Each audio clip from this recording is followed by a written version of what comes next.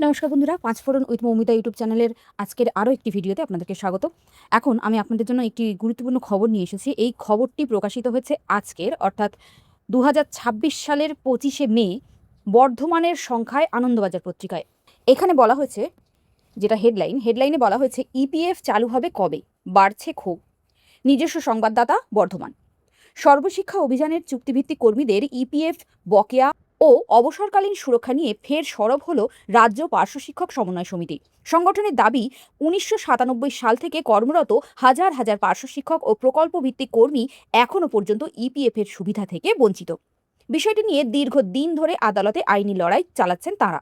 দ্রুত এই বিষয়ে সরকার পদক্ষেপ গ্রহণ করুন, এটাই তাদের আর্জি। সংগঠনের দাবি, সাক্ষরতা অভিযান ও পরে সর্বশিক্ষা অভিযানের মূল লক্ষ্য ছিল 6 থেকে 14 বছর বয়সী শিশুদের অবৈতনিক বাধ্যতামূলক শিক্ষার আওতায় আনা। সেই প্রকল্পে বিপুল সংখ্যক চুক্তিভিত্তিক কর্মী নিয়োগ করা হলেও তাদের চাকরির নিরাপত্তা, পেনশন বা সামাজিক সুরক্ষার বিষয়টি উপেক্ষিত হয়েছে। 2015 সালের অক্টোবর থেকে ইপিএফ চালু হলেও ততদিনে বহু কর্মী অবসর নিয়েছেন বা মারা গিয়েছেন, ফলে তাঁরা আর্থিক ক্ষতির মুখে পড়েছেন। এই পরিস্থিতিতে 2017 সালে কলকাতা হাইকোর্টে মামলা দায়ের করে রাজ্য পার্শ্ব শিক্ষক সমন্বয় সমিতি। সংগঠনের দাবি, নিয়োগের দিন থেকেই ইপিএফ কার্যকরী করতে হবে। মামলায় সিঙ্গেল বেঞ্চ ও পরে আপিল পর্যায়েও সংগঠনের পক্ষে রায় আসে বলে দাবি তাঁদের। 2019 সালে হাইকোর্ট 1997 সাল থেকে ইপিএফ প্রদানের নির্দেশ দেয় বলেও সংগঠনের বক্তব্য। এই রায় কার্যকর না হওয়ায় আদালত অবমাননার মামলা দায়ের করা হয়। পরে সুপ্রিম কোর্টেও বিশেষ অনুমতি প্রার্থনা অর্থাৎ এসএলপি খারিজ হয়ে যায় বলেও দাবি সংগঠনের। এর মধ্যেই নতুন করে আইনি জটিলতা তৈরি হয় কেন্দ্রীয় শ্রম দপ্তরের একটি এক্সামশন সংক্রান্ত নথি ঘিরে।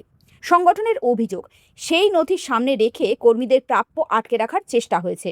বিষয়টি চ্যালেঞ্জ করে ফের হাইকোর্টে মামলা দায়ের করা হয়। সম্প্রতি সুপ্রিম কোর্টের তরফে সংশ্লিষ্ট পক্ষগুলিকে সমন পাঠানো হয়েছে বলেও জানিয়েছে সংগঠন। সংগঠনের সভাপতি অলোক কুমার সরকার ও সহ সম্পাদক রজত সাহা জানান, দীর্ঘদিন ধরে প্রকল্পভিত্তিক কর্মীরা ন্যায্য অধিকার থেকে বঞ্চিত। আদালতের নির্দেশ কার্যকর করে তাদের প্রাপ্য দ্রুত মিটিয়ে দেওয়া হোক।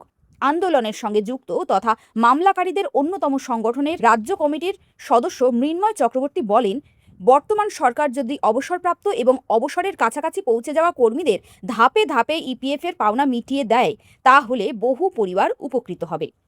তাহলে বন্ধুরা, দেখলেন আজকেও বর্ধমানের একটি সংখ্যায়, যেটা আনন্দবাজার পত্রিকার একটি সংখ্যা, সেখানেও এই খবরটি প্রকাশিত হয়েছে। এখন দেখা যাক আমাদের ঊর্ধ্বতন কর্তৃপক্ষ অর্থাৎ সরকার কবে কি আমাদের জন্য করছেন। এখনকার মতো এই পর্যন্ত। সবাই ভালো থাকুন, সুস্থ থাকুন।